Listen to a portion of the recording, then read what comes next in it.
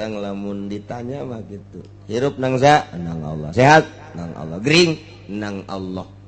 Babeh ngomong mah bisa lantaran ngaji, begitu praktek dah eta kakara. Hese jasa. Urang boga pamajikan nurut, alhamdulillah. Cek urang beu aing boga pamajikan nang Allah nurut jasa ka aya. Pas boga pamajikan galak, sial-sial teuing. Padahal nang Allah keneh teh. Nang Allah kene ngan orang bertindak dicandung cek aing. Cek jana aing lain lalaki berenang. Coba sih. Mun geus dicandung tambah marah apa aja cicing. Geus kitu bae geus lalaki mulai hese-hese. Brak marah balik. Alhamdulillahirabbil alamin. Santosna urang libur saminggu. Alhamdulillah orang masih kene dipaparina nikmat panjang umur, nikmat sehat, nikmat afiah, nikmat etalah orang bisa kukumpulan di dieu, jangan bersihan hati orang, nambahan keyakinan orang ka Gusti Allah. Hingga makin hari orang makin mencar, makin ngemprai, makin caang hati orang, sehingga orang bisa dedeketan jeung Gusti Allah, taqarrub tadarru, manggihan kangenahan dina ibadah ka Gusti Allah Subhanahu wa taala. Tengah-tengah saribukna manusia hilir mudi ka kaler ka kidul neangan kabutuhan jeung disibukkeun ku berbagai permasalahan, tapi urang mah masih kena sempat ngalaksanakeun ngaji. Ialah taufik anu luar biasa ti Gusti Allah Subhanahu wa taala. Sanajan orang ngajina bagi dua jeung ngadahar wudu, bagi dua jeung balanja, bagi dua macem-macem bae teh mah. Allah nu nyaho, Allah nu uning. Aya nu pol jasa geus teh mah deuk ngaji bae pokona mah ti imah datang ka dieu neangan tempat anu ngeunaheun langsung reup. Kaganggu-ganggu malah mah teu kudu diudangkeun batur geussan nya mantepkeun we geus teh. Jadi alhamdulillahirabbil alamin, urang kamari geus ibadah puasa kemudian salat Idul Adha ditambahan ku potong kurban. Mudah-mudahan ibadah urang nu kamari ditarima ku Gusti Allah Subhanahu wa taala, sehingga jaga di akhirat urang bisa menikmati hasil ibadah urang. Kemudian atuh teu karasa urang mah di dieu ngaler ngidul ngatan ngolon ternyata orenganan baralik haji. Numarunggah haji geus baralik, urang atuh teu ngitung-ngitung asana kakara kamari menganterkeun. Ternyata geus baralik deui. Urang doakeun nu geus balik mudah-mudahan bisa ngaraksa hajina. Anu can balik mudah-mudahan dibere bisa balik kalawan salamet aya di datang tayunan Gusti Allah Subhanahu wa taala. Hese ge ngaraksana melak buah ge melak nama babarim, tapi embe tah embe kebo di korehan koto teh teh hese ngaraksana pepelakat ge kitu keneh urang melak ibadah melak munggah haji mababari sapira 2-30 juta , leutik dibandingkeun jeung kanikmatan akhirat. Urang mengeluarkan duit boro-boro ke 2 30 40 juta ke 70 juta na 100 juta na ke plus murah dibandingkan jeung ridho Allah subhanahu wa ta'ala. Allah geus ridhoan mah sorga dibikeun ka urang nilean sorga haju bidadari na luar biasa 70 bidadari di dunia ge urang kawin nu gede mah teu mahi 100 200 1 juta 1 miliar ge aya nu teu mahi kawin teh jelema gede. Urang mah ku 20 30 juta gedena 50 juta dibere bidadari wallah 70 geus teu kacaritakeun geulisna, teu kacaritakeun molekna, teu kacaritakeun geus pokona mah indah. Mentak ge batur manu neuleuh ka ditu geus bebeakan ibadah teh dikorbankeun jangan luhurkeun agama Allah menghayang mendapatkan ridho Allah subhanahu. Urang mah masih agag-agagan ke ibadah teh masih perhitungan nu di ibadah nu dilaksanakeunana campur nafsu oge di samping eta atuh urang mah masih keneh berat kana dunia hendak lalaunan ku urang bari ditungtun awak urang dikanyahokeun nu sabenerna supaya nyaho nu sabenerna ka Allah teh mun urang nyaho ka Allah pasti urang teresep kana dunia kulantaran can nyaho jasa ka Allah atau ka karak nyayan atuh ka dunia resep kana jelema nu resep nu nyaho kana dunia kana hakikatna dunia pasti bakal moal resep kana dunia.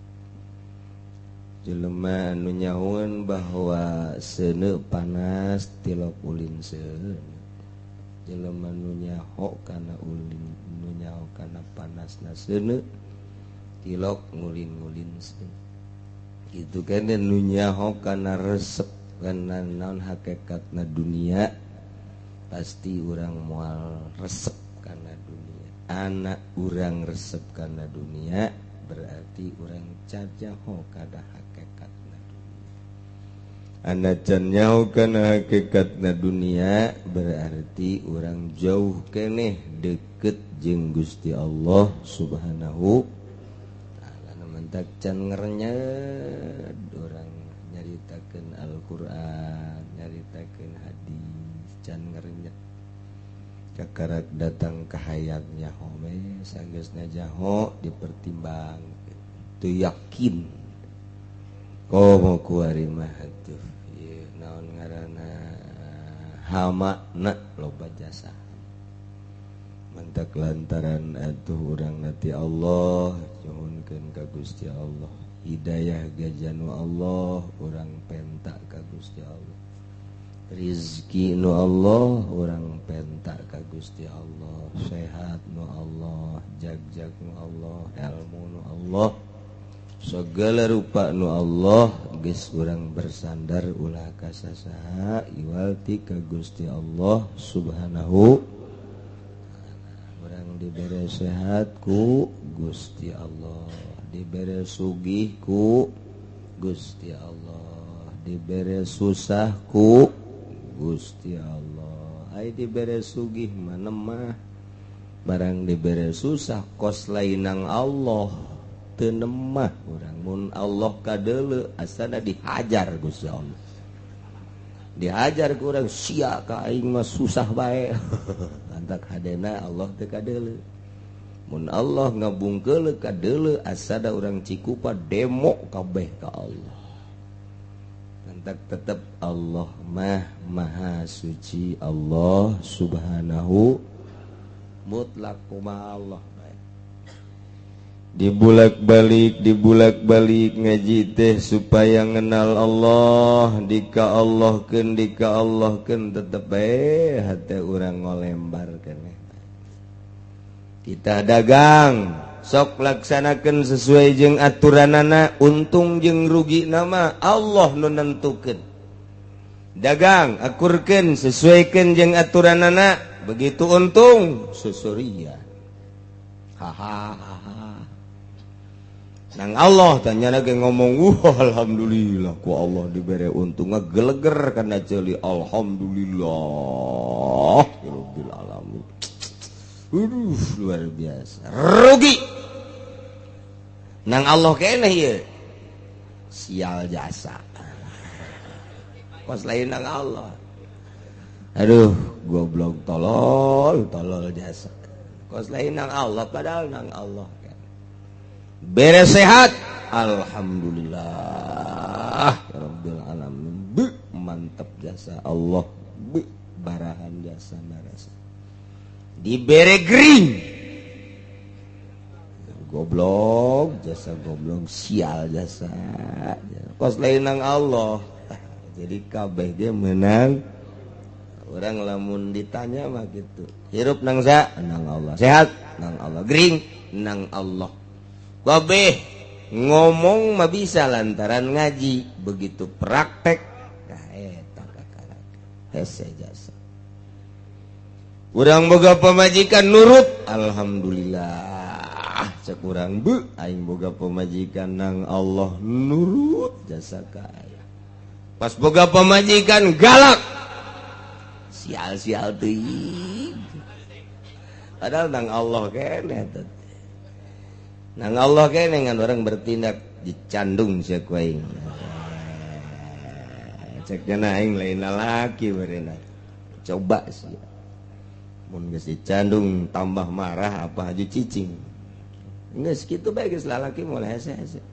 Brak marah balik. Masya Allah nah ieu ibadah ka Gusti Allah urang moal sampurna. Kecuali bisalamatil anfus wal ukul wal amwal allati hiyal qawam. Kecuali salamet awak, salamet akal, salamet harta. Kakarak urang bisa tentrem ibadah ka Gusti Allah Subhanahu wa ta'ala.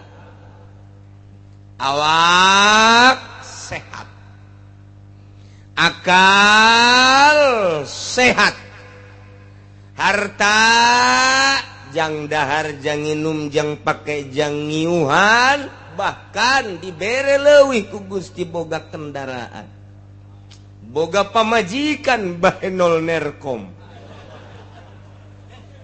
Enggeus urang teh tah kuduna mah kos kitu teh khusyuk ibadah ka Gusti Allah. Mantep. Dek naon deui atuh nu dipikiran. Awak sehat, akal sampurna, harta aya, masih kene encan bisa khusyuk kene bae goblok jasa teh jelema. Tolol bin goblok bin oplok. Aing geus teu naon deui cak Allah atuh sia ku aing dibere kurang kumaha aing ka sia mere. Awak dibere sehat ku aing sia jag-jag waringkas. Hayu coba akal atuh sia jang bukar pikir dan lain sebagainya, ukal ekol dan naon ge bisa. Harta dibere ku aing tapi tetep bae can bisa khusyuk keneh bae. Tah eta nu kudu diarahan. Nu teu sehat mah salat teu khusyuk wajar cak Gusti Allah mikiran penyakit nya.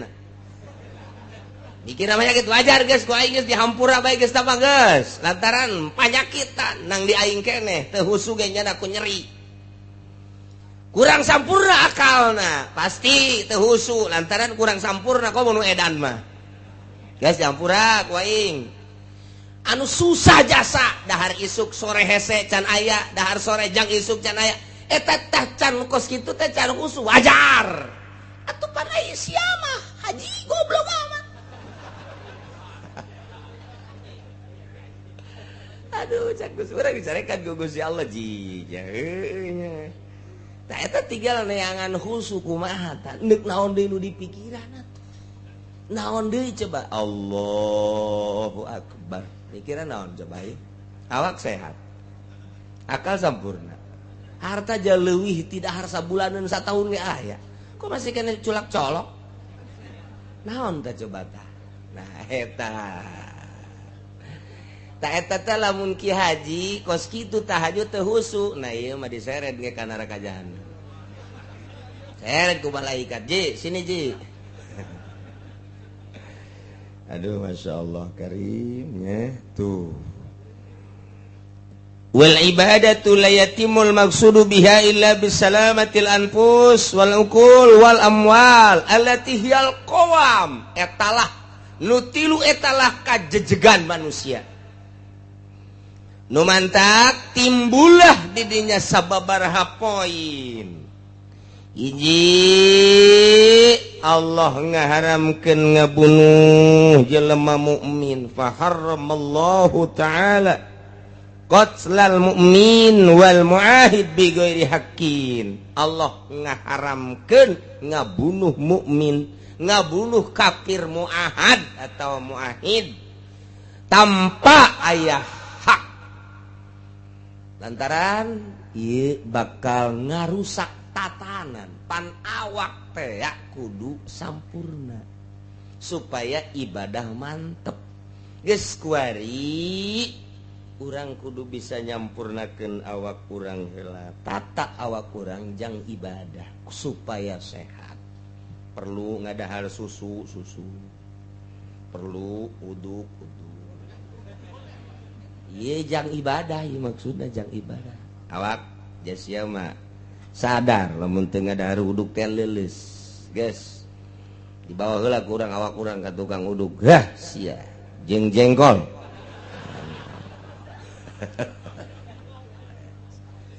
ngarokok nginum sok gelas gede lak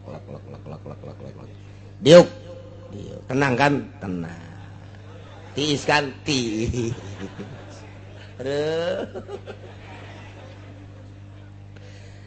cak malaikat dan cerita tadi jangan ibadah jadi mah jangan ngees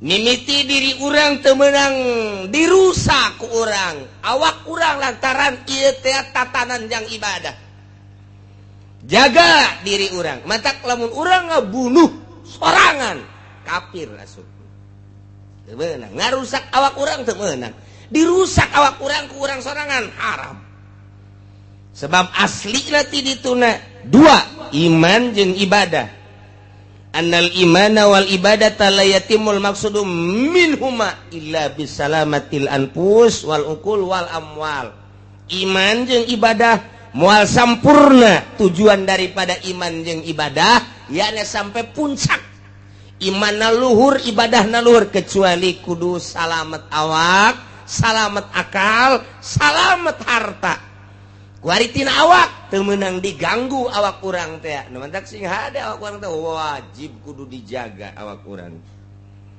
ahabun nas pangleuwih dipake karesepna manusia ku Gusti Allah adalah asaduhum panggagahna jelema nu gagah eta deuk naon teh siap ngaji siap jagagah pan sok tahajud siap gagah pan di lumur urang ge nu gagah teu tahajud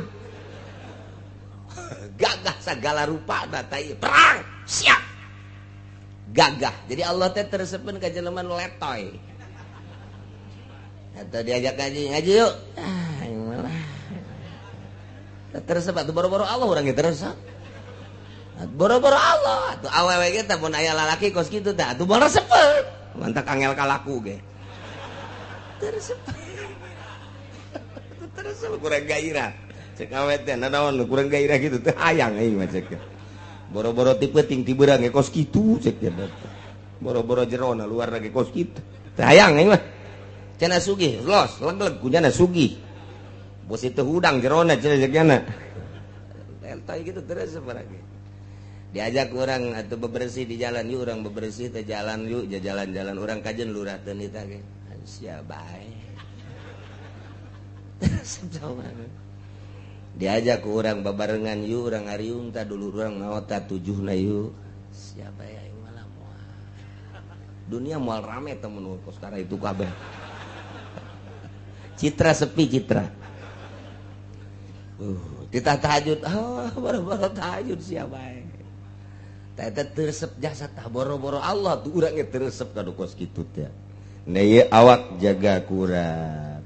Sekadar gurak-gerak di imah baik niat supaya sehat jang ibadah ka Gusti Allah Subhanahu wa taala. Nah kuari awak urang. Nah batur ge wajib dijaga atuh ku urang.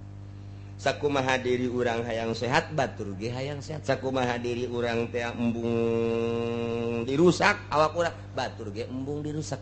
Ketika batur dibunuh ieu berarti geus doror ngarusak takos kitu teh. Sedengkeun la dororo wala diroro. Teu meunang ngarusak diri, teu meunang ngarusak batur. Nah kuari ngarusak batur di mana-mana nu wajib dijaga kemudian dirusak kena sanksi.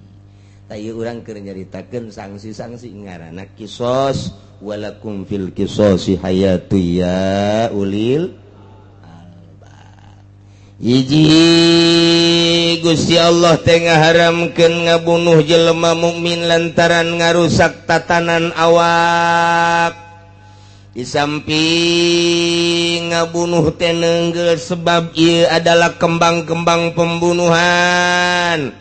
Kitu kene menganiaya sebab menganiaya eta adalah kembang pembunuhan anu mengarah kana pembunuhan baik darbu jarhu qatul atrab zalim dan lain sebagainya lantaran ieu yufdi ilal qatli haram. Ngan aya nu wajib dipaehan lantaran ieu teh ngarusak tatanan agama Islam. Hiji kafir harobi, kafir anu dek merangan Islam wajib dipaehan lantaran kusabab dipaehan jelema kafir eta agama jadi langgeng, agama jadi luhur, kamadaratan agama teh jadi tumbang. Lamun eta kafir harobi dipaehan wajib maehan kafir harobi, kafir memerangan terhadap mukmin. Nomor kedua wajib dipaehan sanajan agamana Islam jelema nu zina muhson. Nah ieu jelema zina muhson sanajan agamana mukmin wajib dipaehan zajron an hadhil mafsadat. Lantaran ieu engke kabahayaan timbul ku ayana perzinahan. Paehan. Lamun ku urang dilaksanakeun dan nu zina dipaehan asana sabelah pasar kemis modar kabeh. Sabelah pasar kemis termasuk aki-aki ge nu zina modar geus. Sabelah pasar kemis lah pokona mah. Di pasar kemis ka Kulon. Di pasar kemis ka Cilongok aman.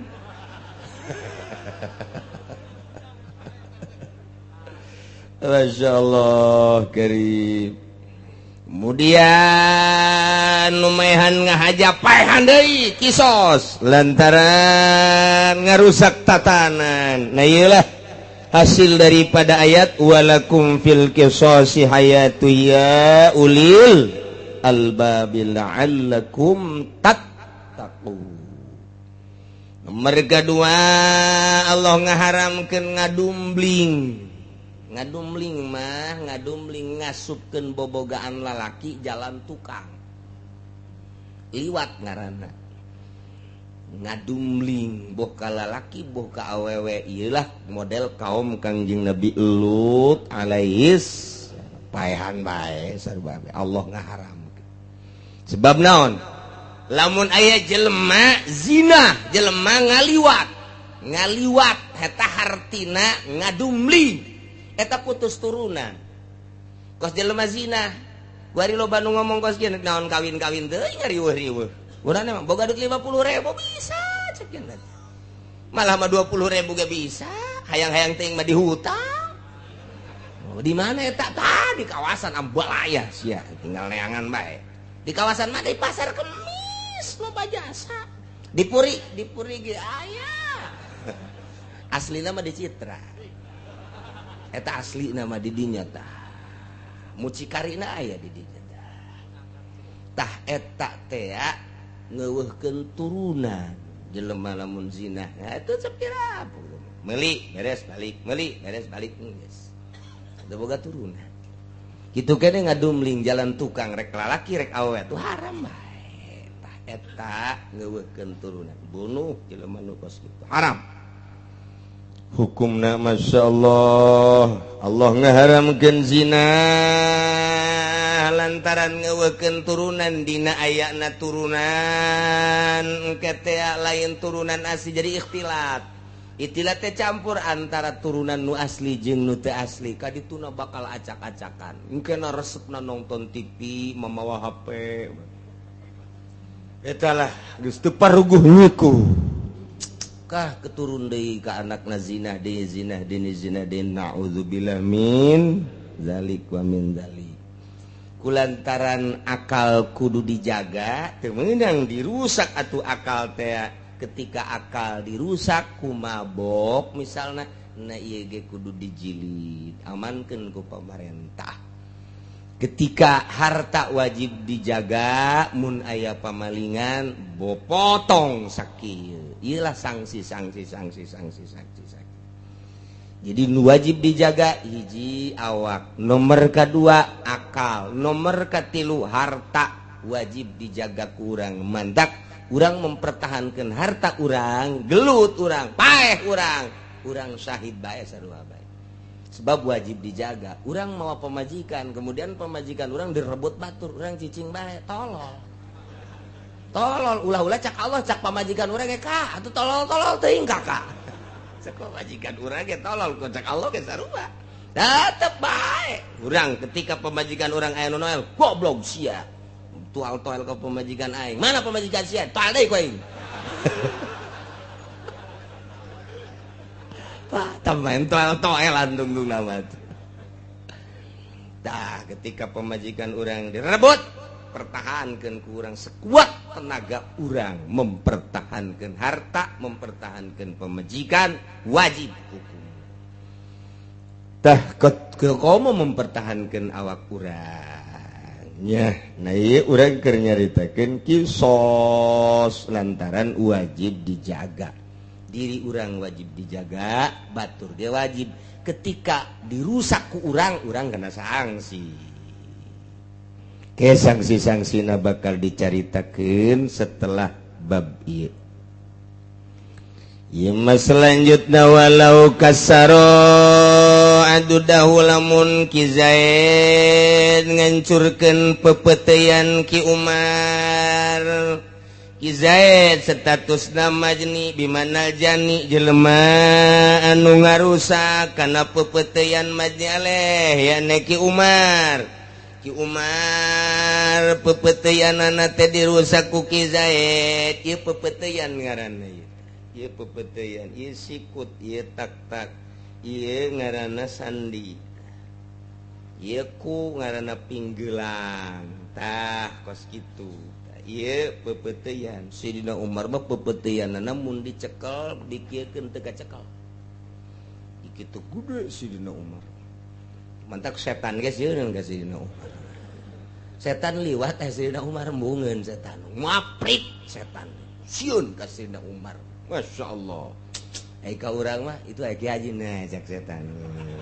Iya. Coba ku aing Ki Haji. Cak babaturan setan teh ulah di gua tah mah geus kolot. Ih, siapa tahu makanan gua nih. Nek makan naon cak batur setan teh ngagodana si Mbak. Malekon geus kolot kitu mah nya nama peureum. Coba.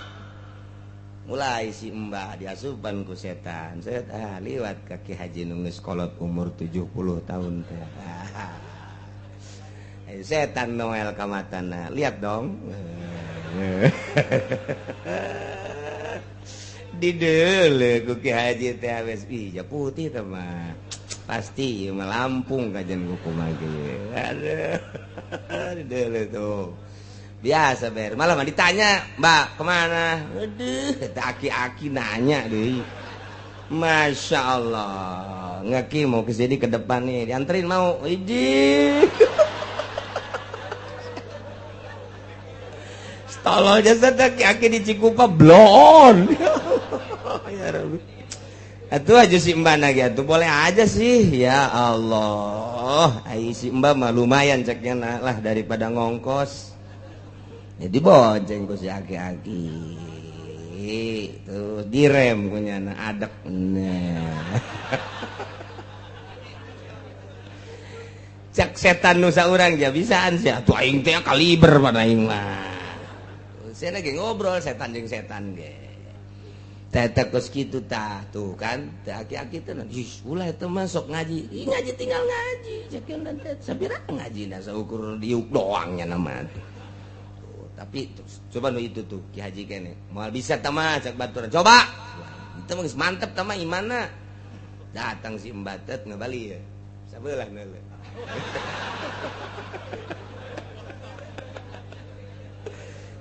ya Allah ya urang teh dioper diulin-ulin we ku setan tapi lamun geus sadar melah aing geus kolot cak aki-aki teh geus mata aing mah kadanan ku didelekeun ka Quran jeung ka kitab atuh ulah-ulah didelekeun ka Simba aya Simba liwat setan nang tangan biasa setan teh tuh susuitan sarua ngan maknawi susuitan sit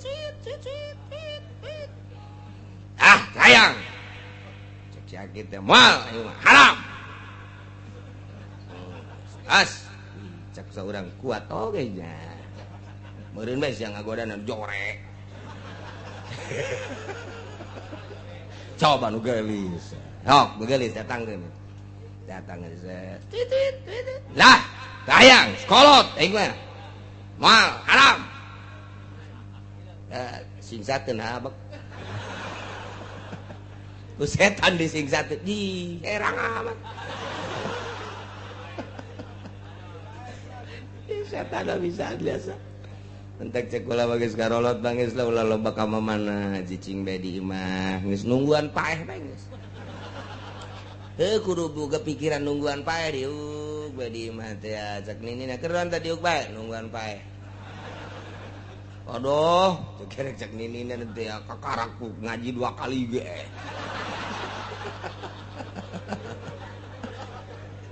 Cia itu sabaraha kali ge aing bari dipake ngaji geus moal ka mana imah. Di imah baik wah haram geus lah moal kebal deui aing 70 babaturan aing geus pararae paling aing 72 geus moal kebal deui geus moal ka mana aing mah bener tah bener orang di imah na aya kontrakan teu kudu ka mana tah mah jae di dinya aduh harere saja orang ngajaga mata ieu Gusti nu agung Masya Allah mentak aya Sayyidina Utsman kadatangan ku sahabat Sayyidina Utsman bendu bareng bendu ngomong nyana ka sahabat maneh zina tadi di jalan ya Allah pan dia urang mah teu zina teh naon zina sekali 2 kali ngomong ka Sayyidina iraha abdi zina tadi di jalan leuleuh awewe kanyahoan tak ku Sayyidina Utsman mah dibukakeun hijab Masya Allah ternyaho maneh bahwa mata ge termasuk kana zina hukumna lamun dideulekeun ka barang haram ngan nyana mah eta kaget bae Sayyidina Utsman na di imahnya na di jalan jauh keneh ka imah Sayyidina Utsman aya awewe liwat kadeuleu ku nyana beungeutna dideulekeun ta eta teh kanyahoan ku Sayyidina Utsman ya Allah ya Rabbi lain leutik-leutik jelema Sayyidina Utsman datang ke batur di jalan deuk ka imahnya na neuleuh awewe kuat kanyahoan ya Allah ya Rabbi lamun kiai kuari kanyaho-nyaho kos kitu atuh ambal aya tah mah kabeh karari itu ja nu deuk datang ka imah kiai teh naik mobil lah culak-cileuk bae pande mobil teh di bagus apa teh budak di bagus apa teh budak waduh urang mana nya ai datang ka imah kiai mah rapi biasa maka samping maka kopea pugu tadi di jalan mata zina ya Allah ya Rabbi kuari mah pokona mah asal lempang pasti manggi asal lempang pasti manggi geus bagus basa korodong lalaki ge pikun bolongan zetik be aduh geus kubatu ja awewe na kuari terbuka lalaki kuari nu kudu nutup etalah Syekh Nawawi Tanara mun wawewe wajib sakorodong lalaki aman kuari di Indonesia nyana nyaritakeun di Indonesia urang Indonesia awewe na teh sakorodong kurang na kudu nutup diri Aduh, Masya Allah, hararese nya orang hirup hayang menang ridho Allah subhanahu. Saetik perbaiki mata orang celi urang. Ki Zaid ngancurkeun pepeuteuyan Ki Umar. Gelut Ki Zaid jeung Ki Umar jago besina Ki Zaid dia tewak leungeun Ki Umar dah kakak potong ieu na tulangna ya Allah ya Rabbi eta besi teh geus jago mah kos kitu ditambahan ku Cimande meureun det kakak potong ya Allah kumplang kampleng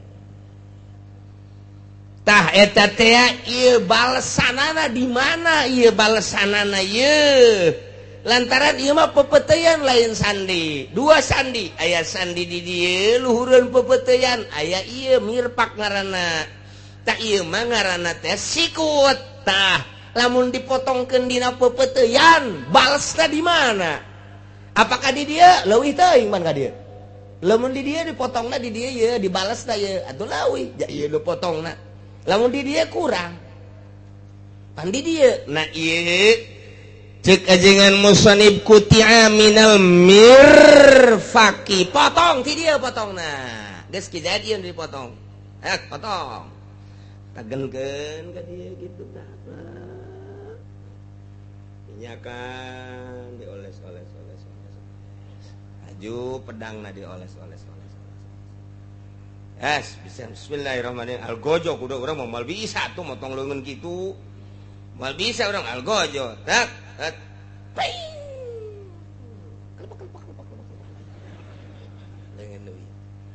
algojo mah lain kieu potongna lain ngabunuh ge lain kitu lain di tukang ku jago-jagona sok deule ge di jidah lamun ngabunuh jelema teu di talian atawa di kieu dibunuh ku algojo pedang di kieu dikupat kapit gitu di tukang henteu nyalahan nya geus pas atuh urang mah lamun dikitukeun bisa kena ceuli jaga lain dihareukeun lain latihanana ka tukang latihanna atuh nyanana ge geus teu neuleu jadi algojona geus teu bisa neuleu bae geus lain teu bisa teu meunang neuleu geus latihan heula latihan mantak aya khusus gurutul we huluna kikituan awakna geter-geter beukeun carita anu dipotong beungna atuh algojona geus teu neuleu deui langsung we ka ditu laporan teuneun nya mah kieu deui eta algojona ieu ge ieu motong lain dipotong gitu plek secara manusia moal kuat eta dipotong gitu kan eta nu jaragona di Arab da kos kararitu teh di Indonesia mah geus eueuh caritana motong-potong kos kieu ja encan dijieun hukumna aturanna perdana encan jeung moal meureun datang ka iraha ge lantaran aturan di urang mah lain make Al-Qur'anul Karim potong ieu mah sakieu carita hukum Islam nurutkeun Al-Qur'anul Karim potong sakieu eta sesana ka dieu walahu hukumatul baqi maka wajib nyana dendaan sasesana nu ti dieu ka dieu da ieu adalah didenda sabaraha denda engke bakal dicaritakeun kalau tolabal ku amukina fil asohi lamun cek Zaid punten bapak pemerintah abdi pan di dieu ngarusak tetapi abdi mah di dieu bae ulah sakieu bae lah dek dipotong mah ieu adalah balesna sakieu bae mangga cuman engke ka dituna tambahna hukumahna ti dieu ka dieu sabaraha sebab aturan makan di dieu adalah emboh tambah na imamun dipotong na sakieu permohonan ti Ki Zaid potong na sakieu bae ulah pendek teuing sakieu mah pendek teuing mun make baju teh aja leungeun teh kadeuleu cek nya teh atuh imah hayang sakieu bae abeh da deres bae sakieu mah kadeuleu keneh di Mekah sakieu eta mah nu maraling nu sakieu sarua di Mekah ge ieu dipotong sakieu teh naon masalah ngan ti dieu ka dieu dihitung sabaraha duit ti dieu ka dieu sabaraha orang ngomong ke naonan carita praktek nangan carita hukum nama orang sarwajeng keur ngajelaskeun Al-Qur'anul Karim walakum fil qisasi hayatu ya ulil albab walau awdahahu walamun kizain natuan kaki Umar ai praktea hasil tina tatuna teh ieu adalah ngaleungitkeun cacaang dedeleuanana dua mata ki Umar teh ieu adalah leungit lantaran ditonjok ku Ki Zaid. Nah ieu adalah untuk balasanana teh kudu ditonjok deui supaya leungit dedeleuan Ki Zaid. Begitu ditonjok deui ku Ki Umar teh sesuai jeung tonjokan Ki Zaid, tapi tetep bae matana teh ieu buringas bae Ki Zaid mah. Lamun leungit pangdeleuna beres geus akur. Ku ari mah ditonjok sesuai jeung tonjokan Ki Zaid. Masih kena neuleuh Ki Umar mah umatah na ieu mah azhabahu bi aqabi mumkinin fi dzabi pokona mah terus lantaran Ki Zaid geus galeungitkeun pangdeuleuh Ki Umar maka Ki Umar ge usahakeun kudu males supaya pangdeuleuh Ki Zaid geus ditonjok neuleuh keneh tonjok deui neuleuh keneh tonjok neuleuh keneh bae garang digarang beneran ieu mah supaya leungit kata kribi hadidatin Muhammad min hadiqatihi supaya eueuh pangdeuleuhna supaya akur bongan nyana ngaleungitkeun pangdeuleuh kuari ge leungitkeun deui geus ditojok masih keneh aya keneh bae ya digarang betakeun betakeun ku pemerintah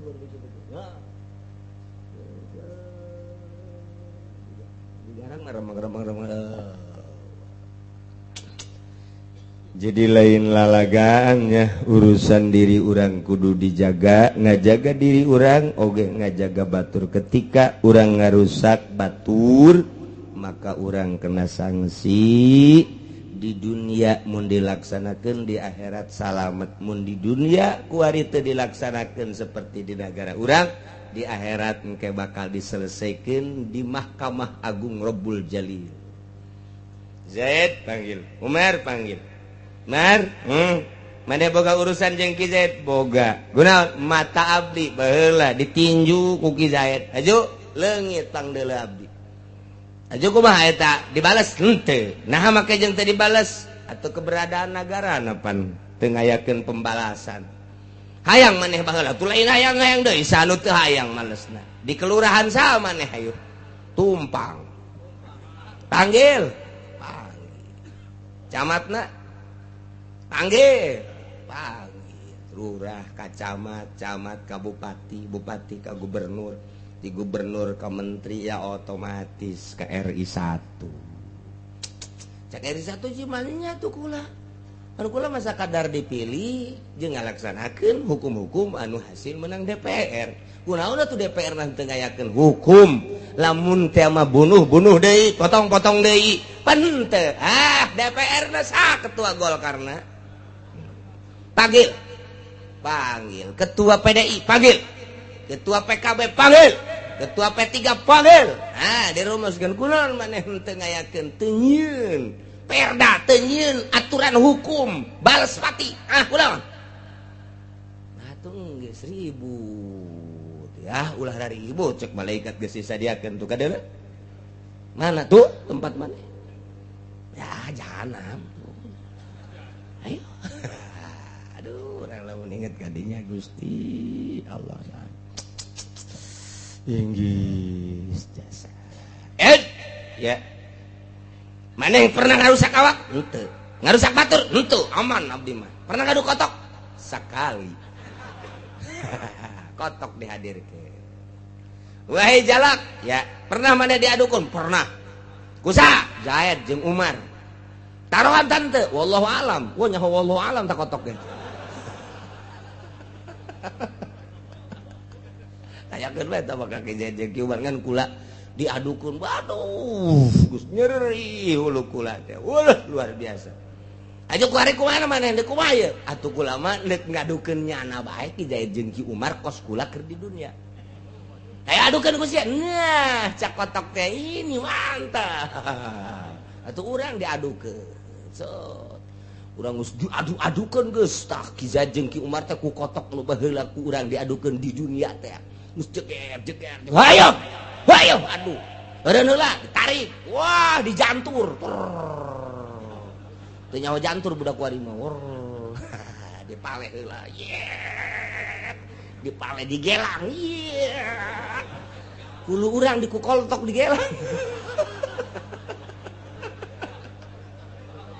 aduh Masya Allah nggak sesuai jeung pengaduan di dunia karak malaikat sewat eta bentukna siksa pantamatu aduh mantap cing hadenya urang baheula macan nyaho tobat ka Gusti Allah Gusti baheula mah abdi teh nyaho bohong cek malaikat nyaho ngan abdi atuh kajurung ku nafsu ku babaturan abdi lah lain babaturan punggu sial ngajakan tobat ieu ngaranna tobat moal deui Gusti abdi betah kuari nu geus tobatan nu can geus ulah deui lain lalagan ieu mah ge di akhirat toboh siksa mantak angel ribuan tahun menyelesaikan permasalahan saurang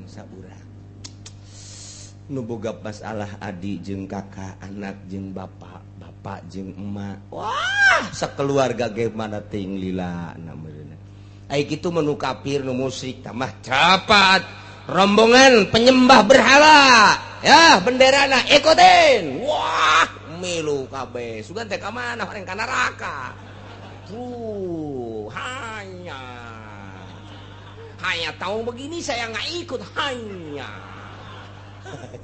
ya nang dituturkeun bendera bae terus gitu brus ka neraka penyembah bukat patung brus eta geus langsung aya sutek setik engke anu dipermasalahkeun lamun patali jeung kafir jeung mukmin patali jeung kafir mah terus brus ieu mukmin nu iman duh urusanna urusan harta urusan menzolim urusan penganiayaan urusan pernah neluh baheula keur di duniana eta lila jasa langtung ribuan tahun ngadagoan hisab tah keur dihitung saurang ya Karim ieu teh lalakon urang bakal hirup urang nu ayeuna masa kedeung kenu panjang nama hirup nu hakiki nu asli nama kudu loba berpikir cobalah ke arah eta wa illa zahabahu bi akhafi mumkinin katakribi hadidatin muhmatin min hadiqatihi walau la tumahu wallahu a'lam.